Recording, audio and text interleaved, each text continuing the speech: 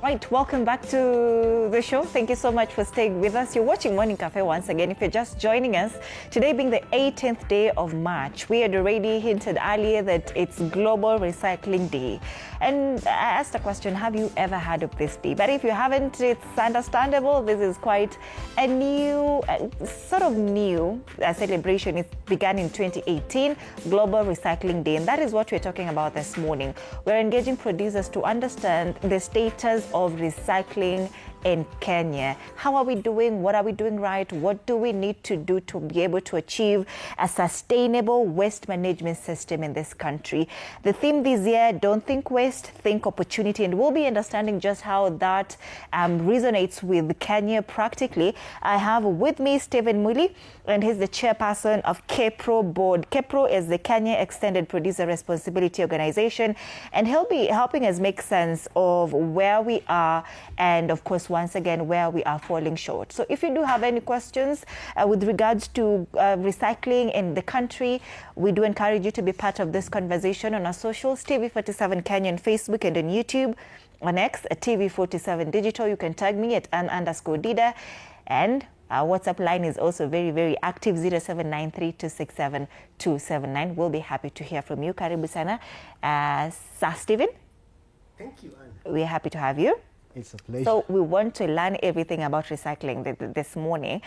But this is something that is quite new, like I said. And I don't know if as Kenyans we are quite hands-on on celebrating Global Recycling Day. You can start us off with that.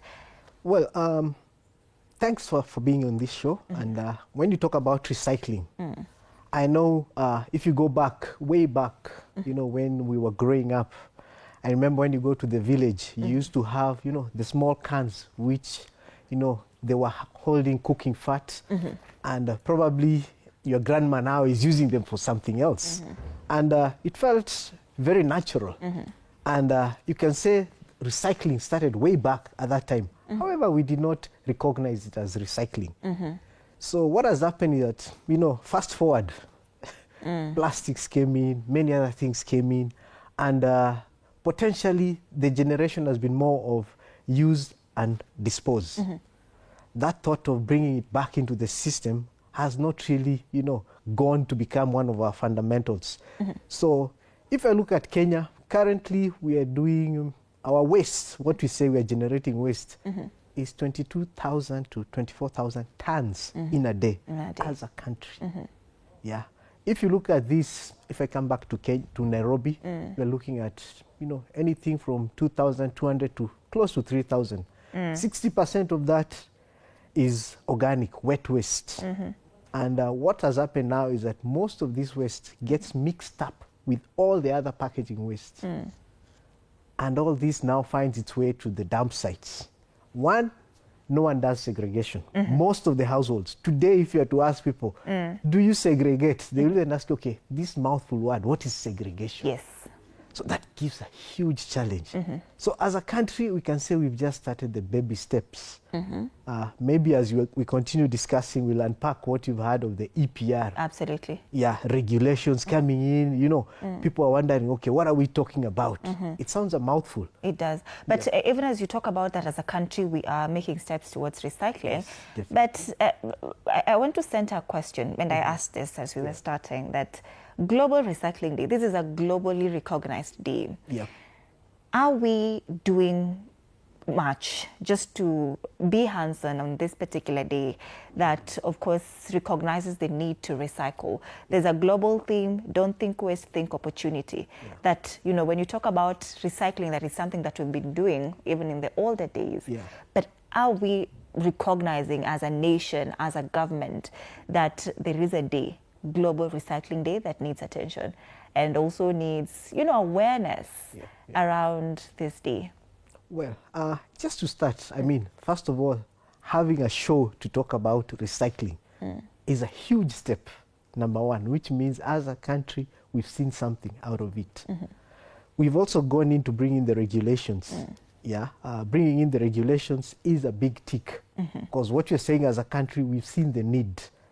And of course, creating of what we are now. I mean, being the head at KEPRO, which is a producer responsibility organization means the producers have seen a requirement in terms of what can we do with recycling. And EPR, that is the extended producer responsibility, what it's doing, it's a structure, it's a very beautiful framework, if I would put it, and it's been used across the world. I mean, there are countries you go to Denmark, you know, you can watch, Google, check Denmark, you're in Japan, you hardly see anything disposed on the ground. Why? Because of the EPR. So EPR framework, what it does, it gives everybody a role. That is, if you're a producer or a brand owner, you have a specific role in ensuring whatever you're bringing to the environment or to the market has a life cycle. That means that it can be collected and recycled. We're also looking at consumers, yeah, ourselves, you, me, yeah.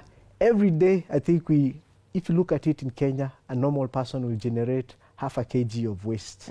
Where does it go? How do I dispose it? What are my choices? Do I flip it through the window, hoping somebody else will pick it, or the environment will somehow take care of it? We also have created a framework which touches on what the government needs to play. What are the counties doing? Yeah. Are we moving away from dump sites? What we can say is that as a country now, with that regulation, we are moving away from what we are calling dump sites, and we are calling it an MRF, Material Resource Facility.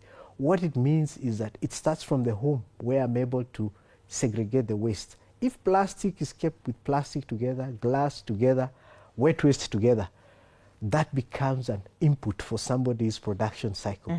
So this becomes very powerful in terms of enhancing recycling. All right, I want us to go step by step. Yep. Because now it looks like we're jumping ship. We are going quite faster, but I want our viewers to understand what you're talking about and your role as KEPRO, and of course this issue of recycling. So I want you to introduce this properly to KEPRO.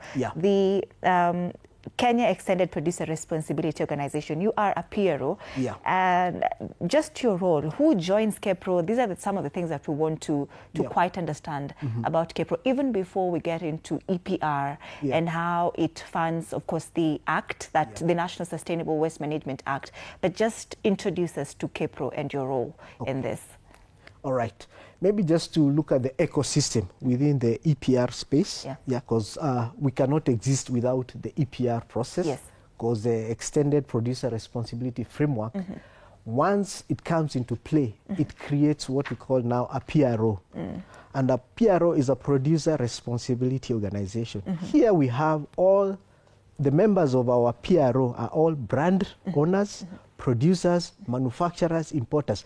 Anyone who's bringing a product to put it in the market, that will be our member. And also we have good people who are, I will call them members, who have seen we are doing a good initiative, we can come in and support. It could be capacity building, knowledge transfer. So we have key partners who come in to play in to support that process. So all these members sit in because they're putting a product into the market, into the environment. How will that product be collected after I consume it? After the consumer uses it, what happens to its packaging or to its waste afterlife? So we come together and say, you know, I cannot do it all alone. If you say that, you know, I'm company X and I'm tasked to collect all my waste across the country, it is a huge task. So what you're saying is that, can we come together, all these producers, all these manufacturers, all these importers, brand owners, and sit down and put our funds in one kitty and say, this is the kitty that is going to incentivize the whole process of collecting our waste from the environment. So what it does now, it will engage recyclers on that value chain. Recyclers is somebody now who's gonna, you know, recycle your waste, basically transform it into another material that has economic benefit for the environment. We have what we refer to as the waste collectors, waste pickers, but now we have transformed them. We are calling them waste entrepreneurs. They are the people who will come to your house and say, you know what, we are coming to collect your waste. What waste have you generated? We are also sitting down with them, gluing them together with a recycler, saying, my waste entrepreneur, there is a recycler here for the plastic. You are able to send the plastic to this recycler. And what happens now with the kitty we have, what we call now the fees that members are paying, we incentivize this process. We put rebates. We say, Mr. Recycler, if you're able to recycle a number of tons of this waste, then we will give you a rebate of so much. So what happens is that we are creating value to the waste you are generating. Yeah, my material, which I've, as a manufacturer, that I've put in the market, after you use it, I'm creating a value on it. So what happens is that it incentivizes this whole process. So the collector sees the value, the recycler sees the value. What we also end up doing is that we also discuss with the manufacturer who are sitting within our PRO in terms of when you're manufacturing your packaging material, can you ensure that 50% is recycled content? So what you've done now is that me as a manufacturer, my packaging, I'm using 50% of the packaging I sent it out. So what I'm doing is that, one, I'm reducing my pressure on the virgin material, which means the resources which we are pulling are less. And what it means is that I'm also pulling out what could have been generated in the environment as waste, and I'm putting it back into the ecosystem. So what it means at the end of the day is that you don't see this waste, you know, being disposed, because it has a value. And at the same time, you are creating jobs, what we call green jobs. Yeah. Waste entrepreneurs, I can tell you now, as a KEPRO, when we started, most of them were informal. And as you know, KEPRO being a formal organization, you must engage with somebody formally. Yeah, means you must have a KRA PIN, you have to, you know, do. So how do you transition these waste pickers into entrepreneurs? So that has been a big thing that KEPRO has been doing. What are these things they need to do? So we've managed to transition. Almost 70% now are trading like entrepreneurs, and they're making a living out of it. Yeah. How is compliance like? You talked about some of the fees that, of course, these recyclers have to pay to join the KEPRO team. But how is compliance like? Yeah. Maybe just to correct you, the recyclers don't pay us any fee. We end up paying them, incentivizing them, you know, giving them a rebate for recycling, so that then they can invest to ensure that the waste they're collecting, they're able to convert it to a material that is of economical benefit. So who pays the fees is the manufacturer. All right. You as the brand owner, what you're saying is that you're playing a role. Today, if I'm producing, let's say, a packet of milk, I will have to, and I'm a member of KEPRO, we look at this packet of milk, what is its journey along the value chain of waste. It will go to the consumer, consumer will use it. After you use it, how does the consumer dispose it? Where does he dispose it? Who collects it? After it's collected, where does it go? What does the recycler do with it? Can he use it, generate what we're calling now pellets, plastic pellets, which are like, you know, input for another manufacturing process? You know, you look at the plastic bins that you have, which are generated, you know, from, you know, the whole cycle. So what happens now is that the fee is now, we watch that process, how it's going, that value chain. And then we'll come and tell you as a producer of milk, for us to get this paper out of the system, it will cost, let's say, abrupt fee, 5 shillings per kg. Yeah. So what it means is that you, as the owner of that brand, you're gonna say, this month I put in 50 or 50,000 packets of milk. So 50,000 packets equivalent to, I don't know, 2,000 or 200 kgs of plastic. Of course, then we charge the fee per kg. So you pay KEPRO. So what KEPRO will do is that KEPRO will ensure that that pack does not find its way to the environment. So what it means is that me as a producer, I'm investing on somebody who should be able to ensure that my waste from my material does not find its way to the environment. And of course, once you do that, then is a whole ecosystem that we are generating. So we stick together now, all these players, to ensure the waste entrepreneur has ensured he has collected. We are also carrying a lot of educational tours and sessions with consumers, which we are saying we want to try and change your behavior. If I use something, if I use that packet of milk, what do I do with the packet? And you'll hear of the regulation. I know NEMA talked about, you know, you will charge homes which don't comply a certain fee. So that's where it's coming from. Because what they're saying is that what we want you is change your behavior. We do not want to penalize you, but we would like you to change your behavior. All right. So this is when our EPR comes in. Because before EPR, I buy, I use it, I throw away, then government is in charge of it, of that taka. Yeah. But then now with EPR and of course you as KEPRO coming in, I buy, I use it, I throw it away, and then you as producers now are in charge of that waste. Actually, we don't want you to throw it away. But when you say throw it away, but and that is the bit. Away. Yeah, that is the bit we want to move people from. Yeah, saying I will throw it away, because throw means, you know, it's anywhere. Dispose it anywhere. Yeah. So what you're saying is that dispose it on a bin. No, the regulator has come in to say we have given you 3 bins. Yeah. Put your wet waste, put your, you know, your plastic, and, you know, your other dry waste, so that when the collector comes, is able to utilize this waste.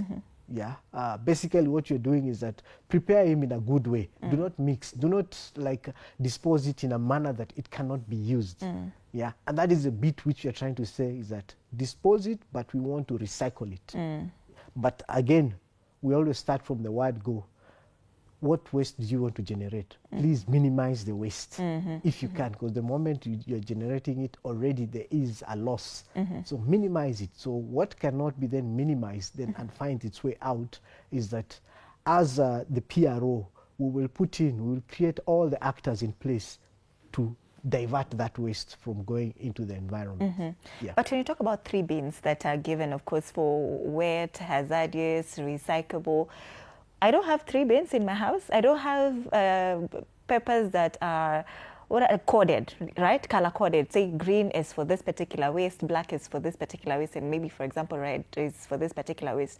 Usually, the type of paper that I get is the black one that, of course, these people that come to collect takataka from my place bring. Yeah.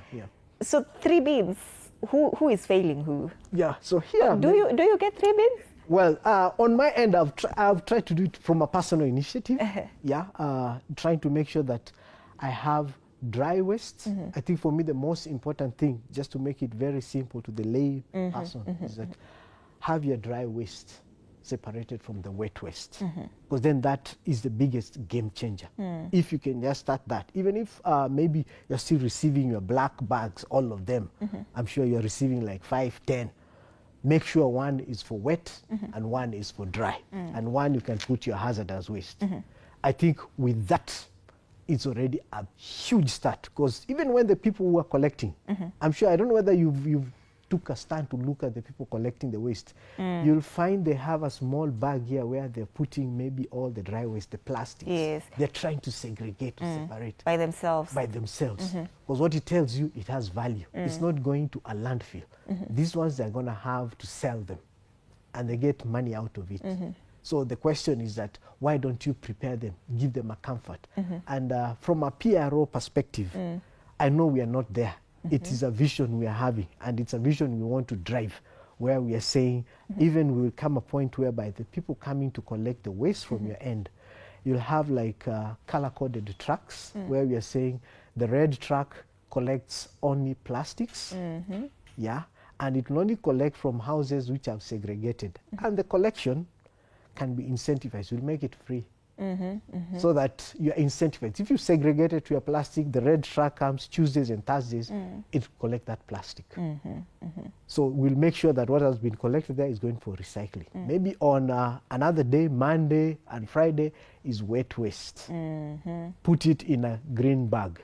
So we are sure that that is generally wet waste. So it's already ensuring that the mixing is not there. Segregation is being enforced in a should I say, in a nice way, in a way that I'm telling you, if you segregate it, I'll collect it for free, because then I will make value out of it. And that is the space we are transitioning to. Of course, lots of capacity building, lots of engagement and restructuring in terms of how the waste players are operating. So if you look at it, we are also upgrading our waste collectors, to make sure also they are also in that space where we are saying segregation is a must, is the next big thing. So it's a journey, and we are not yet there, but it's a positive journey we believe we will get. All right. Let's get some feedback, Stephen, at this point, because we want to understand, or to see if Kenyans really understand, recycling and why it's quite important. James is watching from Nairobi and he says, honestly, I try to separate my waste, but mwisho, everything ends up in one truck. We need better systems. Akinyi is watching from Kisumu. Recycling is a good idea, but most people here don't even know where to take plastics or bottles. We have Brian from Nakuru. I think recycling can create jobs for youth if serikali takes it seriously. Faith from Kiambu says, I've started reusing containers at home, small steps, but I believe it helps. We have some more. Kevin from Eldoret says, let's be honest, recycling in Kenya is still very hard. There's no proper structure. We have Wanjiru from Nyeri. She says, our parents used to recycle everything without calling it recycling. We just need to go back to that culture. Otieno from Mombasa says, plastic is too much nowadays. Even if you want to avoid it, it's everywhere.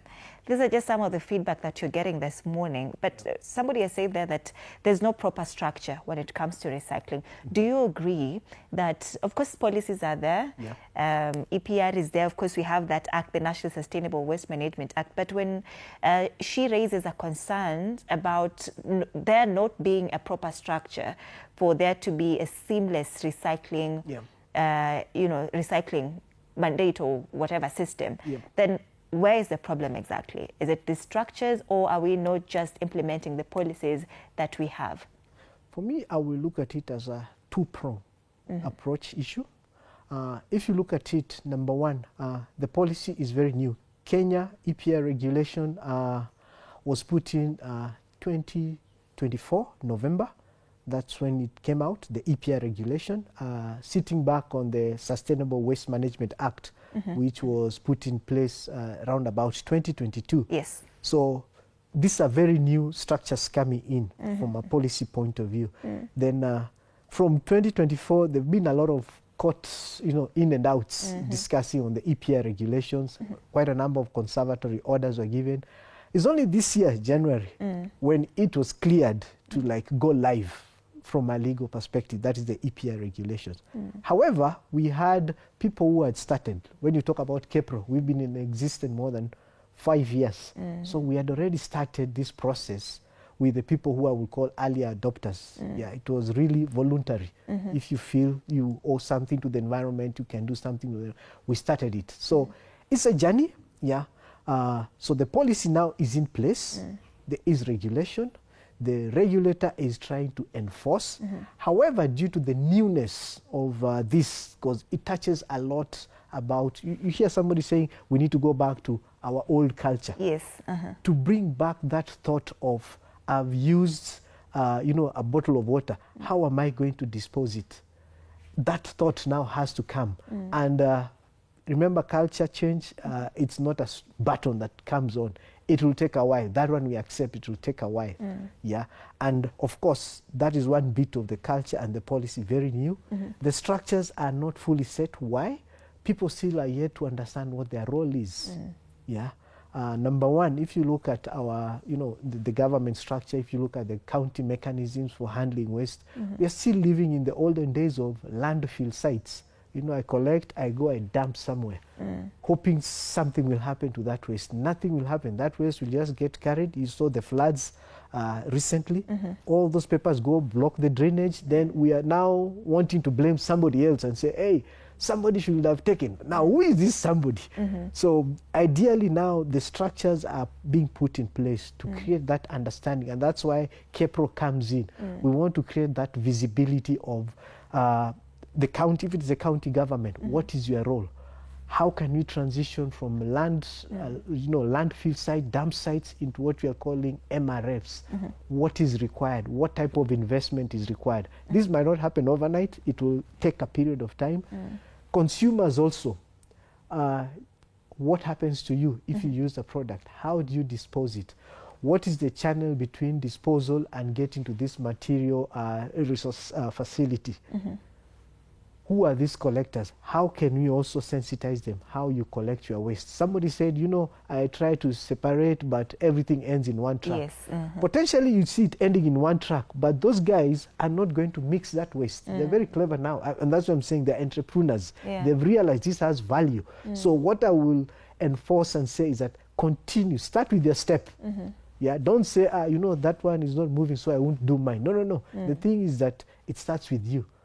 Let me segregate. The moment you segregate, even the person collecting will see, they've been segregated. It's telling him something. And him, of course, the person collecting, we are already pushing and having the discussion. Yeah, from a KEPRO perspective, I know we've contracted recyclers across the 47 counties. So these people are becoming ambassadors now. They're also saying, hey, have you segregated your waste? Because I will want it segregated, then I can be able to recycle it. So I can say, let's not feel the task ahead is enormous, but it has to start with some baby steps. And that is where we are at the moment. So the more we are, the better. All right. Yep. Let's get one more question with regard to the conversation that we're having, Global Recycling Day. All right, Dennis from Rongai is saying, yogurt container, that one is permanent in the house, recycling Kenyan style. All right, na nimeona ameweka question mark. Sharon from Machaka says, young people are trying thrift fashion, eco business, but they need support. So that is also recycling, right? That ile nguo ambayo hainitoshi, then I can as well just take it back to the market or donate it somewhere. That is recycling in itself, right? Yes, yes, it's actually reuse. Remember, when you're recycling, recycling is where you're saying you will take it to a manufacturer, but there's also reuse. You can see somebody has mentioned about the yogurt cup, recycling in Kenyan style. What means is that he's reusing it. After I use it, I can put it as a cup. I can use it for drinking water. I can put my toothbrush on it. It gets other uses. So which means it will find its way in the environment. So that is not recycling. That is reusing. Yeah, which is also a powerful. Remember, when you talk of recycling, we talk about 3 R's. Reduce, reuse, recycle. Yeah. So all that is building together to what we call a circular economy, yeah, creating circularity. Reduce, reuse, recycle. Recycle. All right, that is quite interesting. You were mentioning something about a segregation of waste. Yes. You have mentioned it. The number of times you have responded, segregation has come up a lot. Yeah. But this is also something that was quite prominent in the National Sustainable Waste Management Act, that segregation of waste at source was quite mandatory in that act. Yeah. That organic, recyclable, hazardous waste, then you are mandated to just segregate it at home, put it in one, in a blue, in red, in black. And then there were to be fines, about 22,000 Kenyan shillings at household level that I have to pay if I do not segregate my own waste. Yeah. Nigerians would ask, how far now? How far now? Yeah, because if at all the National Sustainable Waste Management Act had imposed a fine, imagine 22,000, that's something that will get me scared if I have to pay that amount of money. Then what is happening? How far? Really, how far? I think for me, I would like to look at it in a different way. I know people, when they see the fine, that is where they rush to. Yes. That is the quick That eye. is the catch. That is the catch. So I think I will look at it at more of what is the policy trying to drive. Yeah, it's really, the idea is not punitive. We are not really, we're not in a money-making scheme where we want to charge the household. What we're trying to send the message is that the power of you doing the segregation gives us a huge value, more than what you're putting there as a fine. Yeah, when you say it's 22,000, I can tell you that's a drop in the ocean compared to if you're able to segregate. So for me, I would like people to look at it, what is the value beyond the fine? Put the fine aside. What do I gain more? What do I put back to the ecosystem if I segregate at a household level? I can tell you it's huge. if you look around the world, we've had the chance to see what others are doing. You know, if you look at places like Denmark and all of you, there people are so happy to recycle. Actually, if somebody consumes something in the car, they say, wait, which is the next nearest recycling bin I can find to put it in. It's a joy recycling, because what it means is that the impact of the environment, when you walk around, the environment, the air you breathe, the spaces you see, you don't see that thing. You don't see the landfill, you don't see the garbage. You know, it moves away from being garbage and everything. It becomes another value-adding scheme. And that is the kind of joy we want to bring to the Kenyan people, whereby you're saying, you know, I'm really passionate about recycling at a household level, because that is where it starts. Because the moment that passion is driven from there, I think we'll achieve more than what we've even thought. Yeah. But even when you talk about it, Stephen, you know, fines. If I hear 22,000 Kenyans, you want us to think past that fine, right? Yeah. But now that is the catch. You know, if I see that I'll be fined 22,000 Kenyan shillings, then definitely I would want to segregate my own waste. Yeah. Then what if that communication is also made quite prominent, that if you do not segregate your waste, you're going to be fined 22,000 Kenyan shillings. I think that is what will hold households accountable. What do you think? It will be a wake-up call. I know most of the people, if they don't see, the question is, so what? If I don't do it, so what? I think that is the so what. If I don't recycle, you're fined. Segregation, there is a fine of 22,000. Which one do you want to give away? So I think that is also a good message going through, because then it shows the attachment we are putting on the recycling bit. Yeah. However much we wouldn't want to go the stick, because you know there's a stick and carrot in every process you go to, and unless people understand that, you know, there is a consequence. You know, it's more, I call it more of a consequence matrix. Yeah, there is the good and the bad. So the ones who join the bandwagon, happy, there's this benefit. The ones who opt otherwise, then there's also this bit of the fine. So it's a package. So it gives you that option. Yeah, if you don't, but I think once you hear of the fine, I think for me it's good for people to know there is a fine. Yes. There is a fine for not segregating at your house, which is 22,000. Yeah. I think that will hold me accountable. But you talked about Nairobi alone. We produce 2,500 to 3,000 tons daily. In the country, about 22,000 to 24,000 of waste daily. But we're looking at Nairobi, that over 50,000 of Nairobi residents lack formal waste services. Right? So what happens to this bigger percentage who are still left behind? If you're looking at 50%, we have 100. 100 is the percentage maximum. But 50, they're still behind. Then, of course, there's a problem there. What needs to be done? I think for me, sitting from a PRO perspective, is that the engagements are going on, especially with what you're saying, the structures being put in place, having partnership with counties, because remember also the county has a waste management space, and they're tasked in terms of ensuring, you know, waste is collected at certain points, let me put it that way. So the issue now is mapping out all these points, and creating, again, what I've mentioned, the MRFs. Those facilities, the material resource facilities, and getting them closer to where the wastes are generated, so that then it makes it easy to contain the movement of the waste. So that for me is one key thing, in terms of enhancing the infrastructure. The infrastructure, we are still very far. And that's why we are finding that 50%, the waste definitely will go to landfill. And of course, converting these landfills now into MRFs. So that is the journey ahead we are looking at. Some counties have started, they're embracing it. There are quite a number of counties that we've engaged, that we are having a negotiation going ahead, discussing from a PRO and the county, how forward can we take these discussions, how can we support. Capacity building is very important, because all those waste actors must know what is their role. So it's still a journey, big challenge, as you're saying, facilities, of course, financing the infrastructure, of course, yeah, definitely is a cost that has to come in. And then, of course, ensuring now there is a use of that waste, yeah, the recyclers. We are also uplifting the recyclers because the uptake has to be there.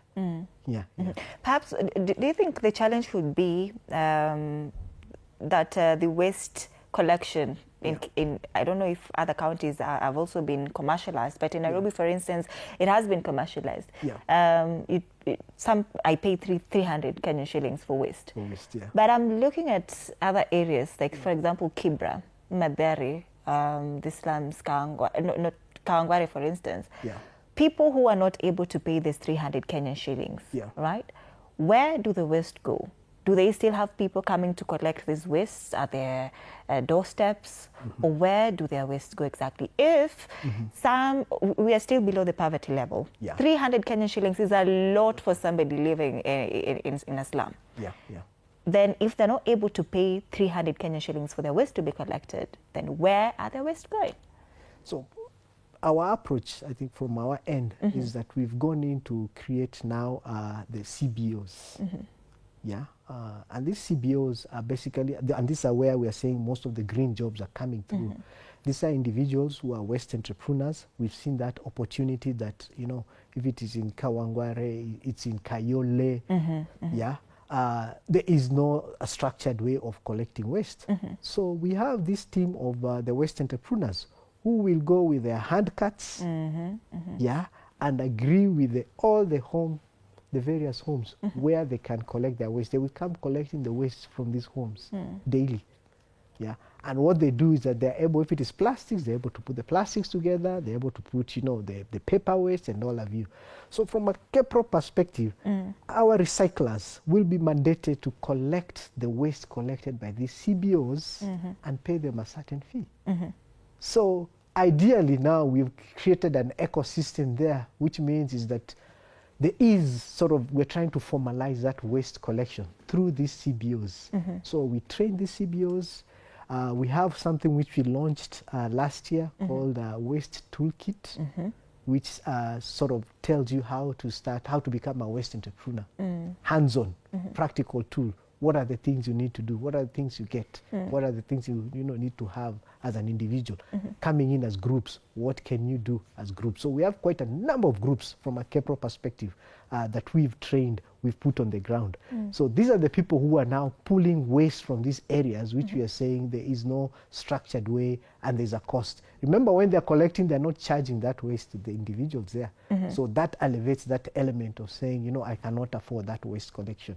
So those are the green jobs that we are powerfully driving, because they've come together, and I can tell you now they're growing. They even have an association, yeah, and they're being brought into the regulation. They're being recognized in the regulation, and they are going to do a big game change with regards to the waste ecosystem. And that is what actually I can say we are really proud to say we are driving, because we have formalized them, and now they're pulling out this waste from these areas which you are saying are not covered. So that's what I can say in terms of when you talk about that 50%, how we are attacking it. And when you talk about Nairobi alone, producing that amount, 3,000, is it the highest in the country? When you're looking at the numbers that are produced within the counties, of course, Nairobi has the highest, because of course Nairobi also has the highest population sitting here, of course, and of course the consumers, the main of the consumers are here. I mean, when you go to still your countryside, the consumption is very minimal. And of course, they will also want to reuse whatever they're generating. If it is a plastic can, definitely they might use it for putting some flowers or putting their green garden. It will get a use. You will find hardly anything will go out completely as waste. For their wet waste, they will definitely have a place where they're composting already, because they have the space. Create your manure, and you can use it in your garden where you're growing your skuma wikis and all of you, which is very good, you know, organic waste. So if you look at outside the urbanized, counties, you'll find the waste generation is quite minimal. You can't compare with what is generated in Nairobi. In Nairobi, but again, if you walk in Nairobi CBD, for instance, you barely see beans. And it gets me thinking. Of course, if I'm chewing, say, sugarcane, nimenunua lollipop pale and I've ripped off that kakaratasi, the one that covers it, and then there are no bins in Nairobi CBD, of course, a lot of people will be walking around and would throw these takatakas on the riverbanks, on drainages, on, sewers. Then is that the problem that Nairobi is facing? I don't know if you see bins. I barely see bins in Nairobi CBD. I think in terms of, if you talk of bins, even from a KEPRO perspective, we've tried to put in bins, sit in with the county and locate bins within various streets to see whether the collection can be enhanced. I know the challenge has been, if you put a good looking bin, then... Are the bins really there? They disappear. That has been the challenge. Yeah. I think I want to challenge ourselves. When you eat something, see how long you will walk before you find a place you can dispose responsibly. Yeah, and that is a challenge I give most of the consumers or people I meet. I want to ask you, please don't throw it don't litter it out. Walk and just let us know what is the distance you've walked before you find a bin. Yeah, or if not, again, I always say, there are shops and every entity will have a waste collection point. Walk into that shop and throw it there. Ask for the bin and you just put it in. I don't think anybody will charge you. And I think that's what I'm saying, even from our own selves. If really I'm driven to say I want to recycle, I can tell you won't miss a point where I can place that waste. Today, if I'm walking in Nairobi and I have waste on my pocket, I can tell you if I walk into a shop, I will find a place. And I won't walk even more than 200 meters. I will get a place. But you do agree that is what is ailing Nairobi, because not everybody would think about, going to a shop. Yeah. Most of the time would think about, if I go to this shop, the owner is going to tell me, beba takataka yako okota tena uende nayo where you're coming from. Yeah. But again, you say that we need to see how long we can walk with that takataka. And I was laughing because I saw a post on Twitter yesterday before this conversation. I was preparing for this conversation. And somebody had chewed this sugarcane that I've used that as an example. Yeah. And she was saying from Ngong Road, she walked with that, the waste, all the way back to her house because she could not locate a bin in Nairobi. So... When you say still a challenge. Bins, collection points, still a challenge. As I've mentioned to you, infrastructure, I can't say we are there. Yeah, but however, giving us marks is that we've started. I mean, with the PROs that are there and everybody who's there, I think if you go to like your big malls, I know when she says Ngong Road, I know there are malls along the way. Yeah, those malls will have a proper, segregated waste, recycling collection points. I don't think they will ask you, beba takataka yako. It's free for everyone to drop it in. So I think for me is again that information. Do people know what is changing? Where are the big areas where we are starting, if it is in collection points? Which are these collection points? Because as a PRO, as KEPRO, we've also been mandated by the regulation to show which are these collection points that we are mapping out. Yeah. So if you go to the website and check and ask, where are these collection points, you'll get a directive. And that is what happens when the EPR scheme is mature. Countries which have reached that maturity, which I usually like to look at, which are close to us, probably small countries like La Reunion. If you go in there and, Google and ask recycling points, a place where I can drop, even if it's my chair or electronic waste or plastic, it will locate for you. Nearest point where you can go drop it, it will locate you. And that for me is the vision we are looking at. Yeah. For Kenya. For Kenya, which is a reality. All right, let's get some more feedback, what people are saying online. Yeah. Peter from Thika says counties should provide bins and partner with companies. Right now, Wananchi are on their own. That is Peter. We have Mercy from Kakamega. Teach children in schools about recycling early. That's how we build a responsible generation. That feedback on counties, you are spread across the 47 counties. Yeah. And it's only good to give credit where credit is due. which are some of these counties that you've seen are doing well when it comes to recycling and waste management? Yeah, if I look at it, there are counties like, I will start with like Machakos. I think they've tried to start that process. Lots of engagement. I know the previous governor who was there had talked about, you know, you should not litter, you should not do. So there is a bit of traction in terms of, you know, getting the, you know, the habit of trying to look for a bin and, you know, recycle. I think that's the main one. The others are still at very... Even Kisumu. I was hoping you'd say Kisumu. Kisumu, yeah. Yeah, Kisumu we've started. A lot I can say is that we also have a lot of CBOs there. If you talk about Kisumu, engaged it. Yeah, and we have a lot of partners there who are also supporting to get it there. I mean, sorry, I didn't mention Kisumu. Kisumu is also there. It's among our hit lists where we can say is a big take in terms of, you know, the recycling bit. Yeah. I know somebody has, from that comment, talking about engaging schools. We've engaged quite a number of schools. I can tell you, since we started this journey, we've engaged more than 300 schools, of which we've donated bins and gone in to educate the kids about the waste segregation. So there are bins there, kids are able to segregate and see, you know, plastic, paper, wet waste, at least to start that journey at that early stage. So for us, we know that is where the journey will begin, because the moment the kids pick it up, then they grow with that, you know, culture in mind to drive it. So there's where we are. I think Kisumu doing a good job. Machakos as well. Nairobi, we're getting some traction in some areas, because again, due to the size and, you know, the various different dynamics, huge challenge because a big population is sitting here. So that's how the journey looks like. Now, the journey from linear economy to circular economy, to what percentage are we driving towards that goal? Linear to circular economy. Wow. If I would score it, I would say we are probably not even more than a 10%. Oh, yeah. We're doing badly. We are still doing badly. Yeah. I mean, when you look at it, when you still have landfill sites next to a river, I mean, you can see people talking of no bins where to put in.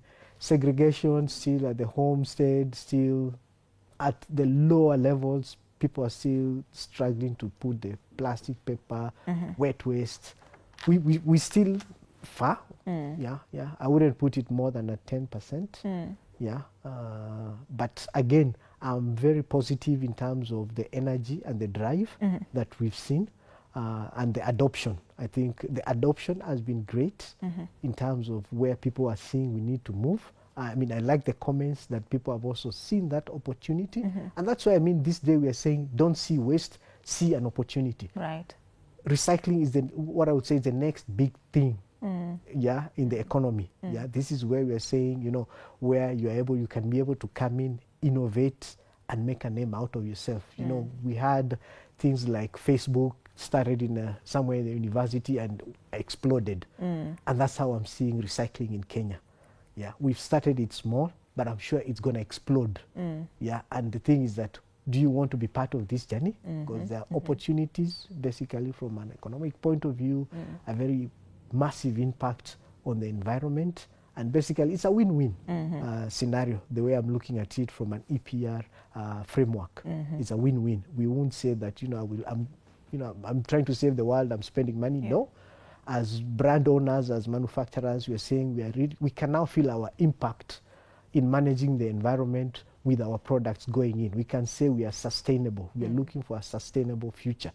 And that's the way we can look at it, looking at it with the lens of an EPR, you know, framework. I love that you've answered my question, because that is the theme that you're looking at this year. Don't think waste, think opportunity. And I was going to ask just how is recycling an economic opportunity for Kenyans? You've brought it out quite well, innovation, make a name for yourself. But I'm wondering how you are celebrating Global Recycling Day as KEPRO. Yeah, as KEPRO, I think key has been engaging our waste entrepreneurs. Yeah, so really still re-emphasizing the key role that they are playing. So we've had various calls with our members just to hype the day, find out what are the challenges with the waste they're generating. Again, the other bit is also we are challenging most of the brand owners to relook on their packaging material. Are you generating something that can be utilized from the environment? Because the other thing is that I can do a very beautiful packaging for my material, but once it's used, that packaging cannot be recycled. So it creates a challenge in the ecosystem. So you as a brand owner, what are you bringing to the table? Are you reviewing? So as KEPRO, we are assisting the brand owners to look at their packaging and tell you, if you package your product with this material, you will be 100% supporting the circularity in the ecosystem. What does it mean to you as a, as a brand owner, as a manufacturer? Potentially, it might be less on the amount of money you are using on it. Yeah. So for you, it is a welcome economic benefit from the product. Yeah, in terms of the costs you're putting in. It's also going to be a win-win for the collector, a win-win for the recycler. So we are looking at all those three players keenly to see how do we pull out, divert more waste, recyclable from the environment, bringing it back to the economy. All right. Stephen, what is your call to action? And that's your last question this morning and your parting shot, your call to action. My call to action is my waste, my responsibility. That's my call to action. My waste, my responsibility. That is my take home as well this morning. Thank you so much, Chairperson KEPRO Board, for making time. Stephen Muli. KEPRO, once again, is the Kenya Extended Producer Responsibility Organization, speaking to us and helping us make sense of Global Recycling Day and how we are doing as a country as regards recycling. This year's theme, once again, don't think waste, think opportunity. Stephen says, innovate, make a name for yourself when you're talking about recycling. And that brings us to the end of this conversation. My name is Anne Odida. Good morning. Enjoy the rest of your viewing.